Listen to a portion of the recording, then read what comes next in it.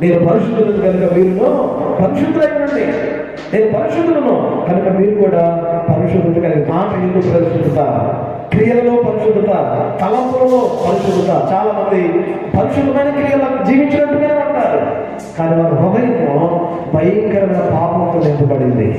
చాలా మంది బయటికి పరిశుద్ధులుగా, బయటికి విశ్వాసంలాగా, బయటికి వాక్యం తెలిసినలాగా కనబడతా ఉంటాయి, కానీ లోపల మన జీవితము మురికి పట్టిపోయిందిగా ఉంటుంది. దేవుని వాక్యం చెప్తుంది, మనిషి యొక్క హృదయం అంటే మురికి గుడ్డలు పట్టింది. మన నీతి మురికి పట్టింది. మురికి గుడ్డలు ఇంట్లో పెట్టుకుంటారా? మన మన మన క్రియలన్నీ కూడా మురికి పట్టిపోయినవే. తలంపులు, ఆలోచనలు అన్నీ కూడా. దేవుడు అట్లాంటి స్థితిలో ఉన్న మనల్ని పరిశుద్ధులుగా మార్చినాడు. దేవుడికి మహిమ కలుగునుగాక. పరిశుద్ధత అనే వస్త్రాన్ని మన మీద వేసాడు. నీ జీవితాన్ని మార్చివేశాడు యేసు ప్రభువులోకి వచ్చిన తర్వాత.